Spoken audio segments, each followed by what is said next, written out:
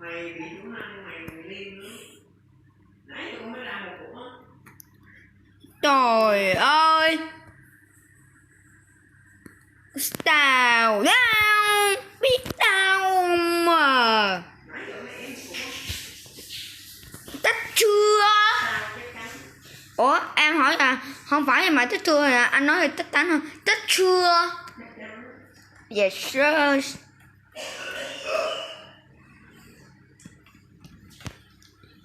Đừng về nơi đâu không đâu. Mẹ ơi giờ mấy đứa nó đi về cho mẹ.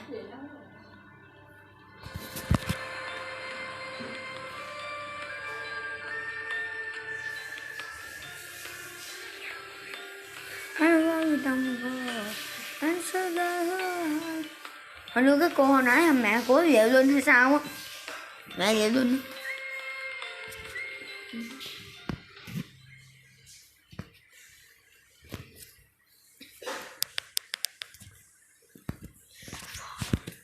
bỏ dạy Kali.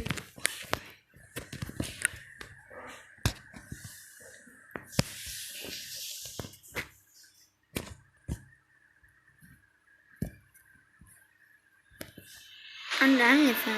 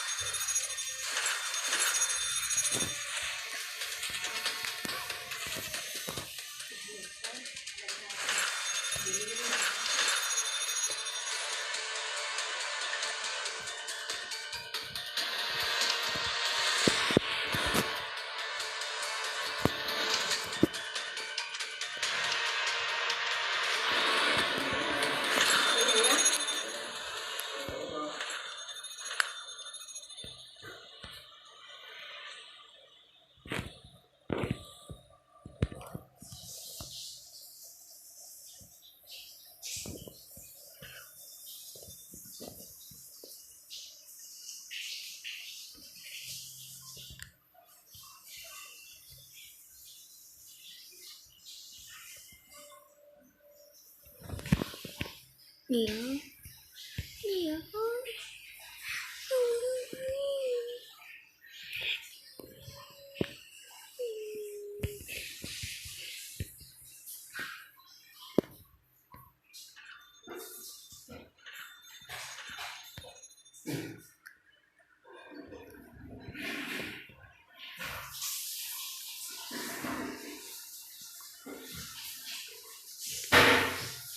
gì mà làm rộng lại.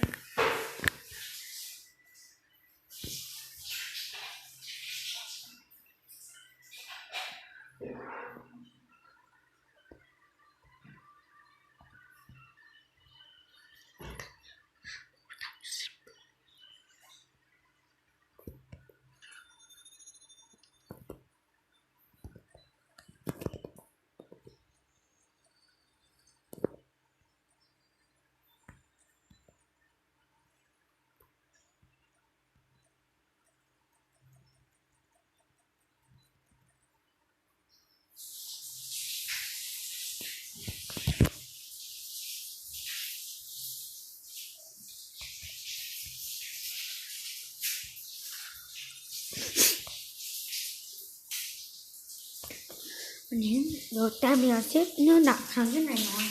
Không hạ phụ huynh. Bật hạ phụ huynh.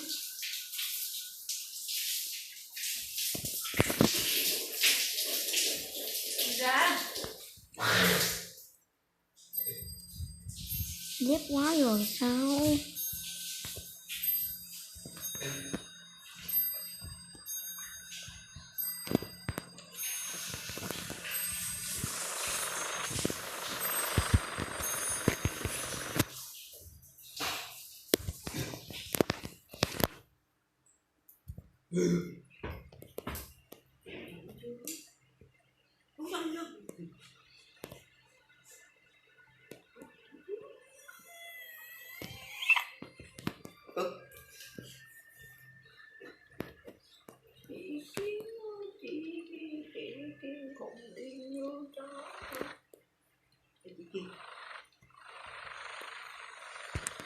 Ui à.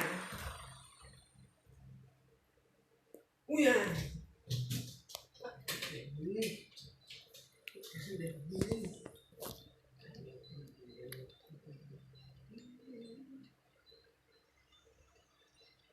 Mẹ muốn nhập đi học phụ huynh hả? Nó cùng kiến mà.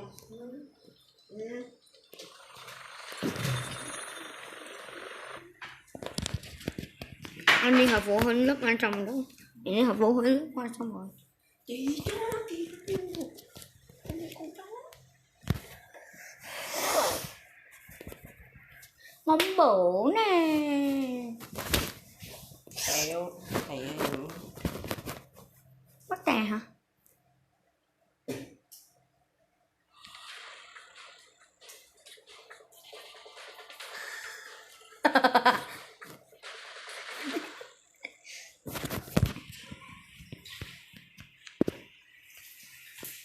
Cưới rồi.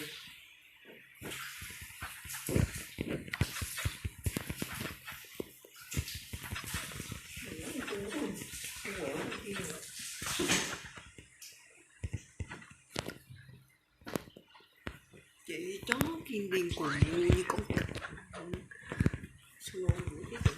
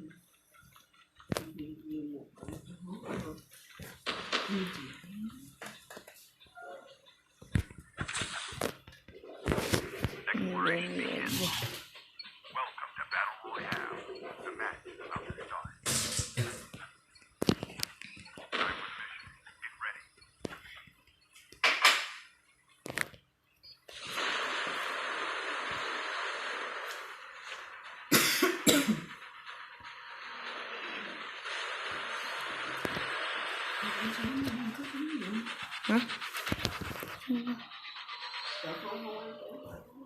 Không.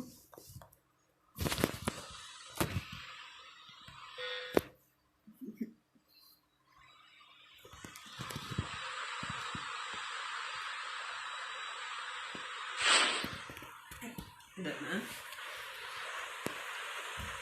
Đây là lần thứ bao nhiêu mà không có không nghĩ là phải là cái thứ như vậy. Lần thứ 1. Nãy con nghĩ có 2 cục. Ra là tốt rồi. Ra là được tốt quá rồi đó. Cái mà mai mà nó không tinh thần nó không hữu thuốc. Quá tốt rồi. Ai mà mẹ nói con. Nhiều. Nước nọc mà. Mày đừng trong cái đó hả gì? Thằng này. Trời ơi, đổ nước. Tới nào đi nha. Nước vào ra đổ vậy. Thì cái nó đựng trong cái cục gì. Sao cứ đựng bể bàn hoài vậy? Dẹp sao cái chỗ cho ngọt ngọt đấy nó không? Ôi cứ đựng nước riết. Ghê. Cái này cái nước này ngọt lắm. Này khả nước.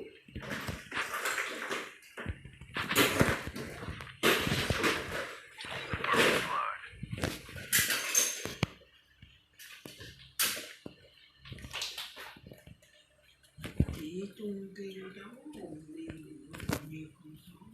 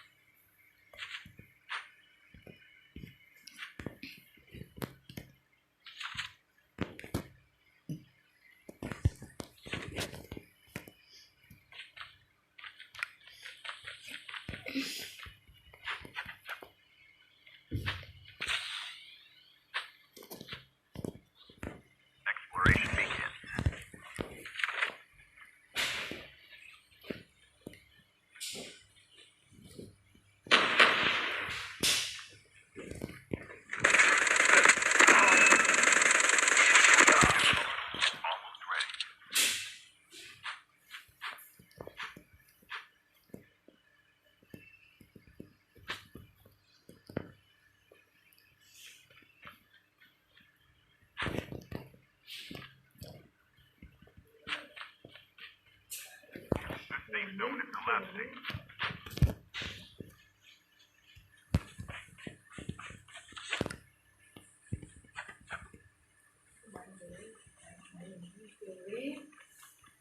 Chuyện này kìa. Anh ơi, Nên đúng mà. anh coi cho tôi quên cái đó mày.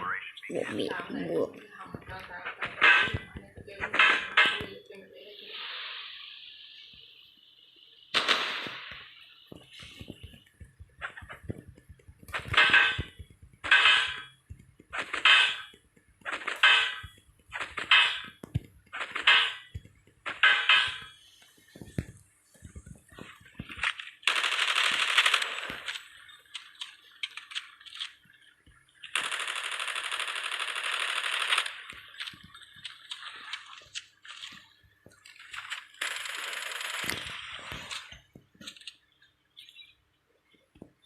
Airdrop incoming.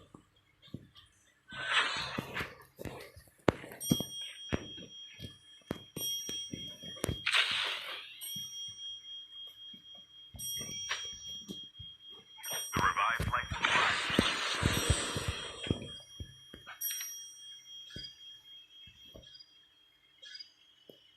Airdrop has been delivered.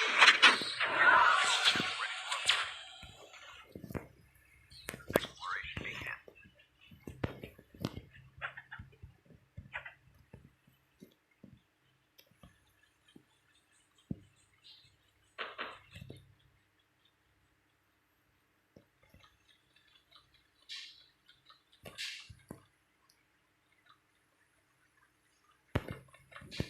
Airdrop incoming.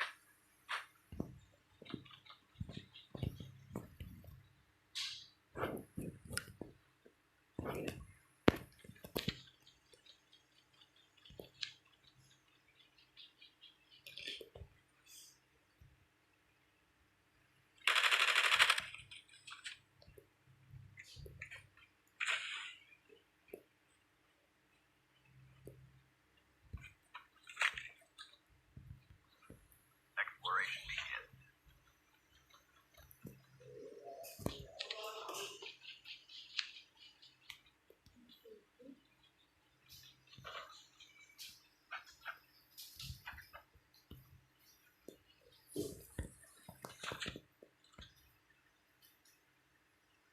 Airdrop incoming.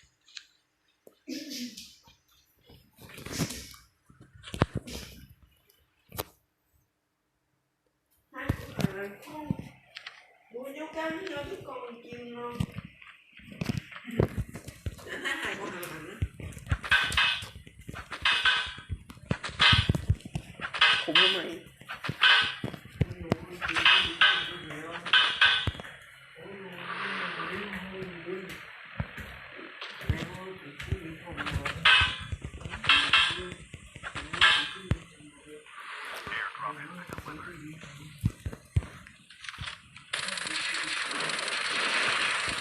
Revived flight will arrive in 1 minute. Exploration begins.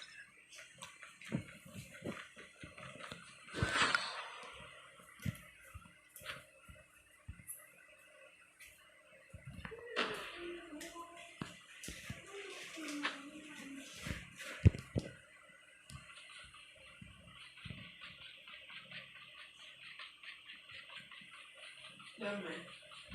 Đúng. Tôi từng có.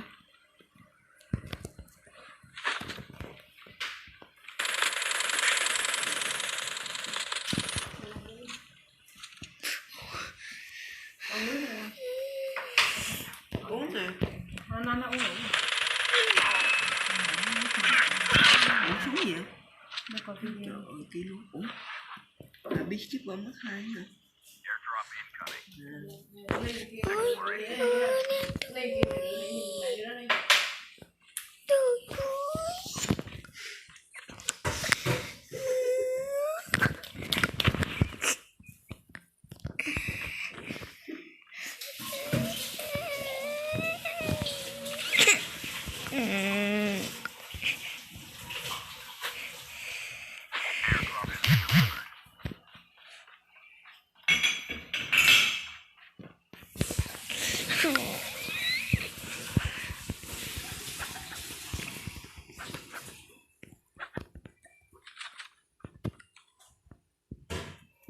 Let's go.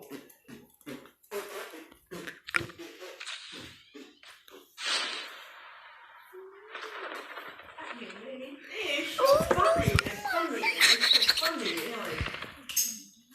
revived flight will arrive in 1 minute.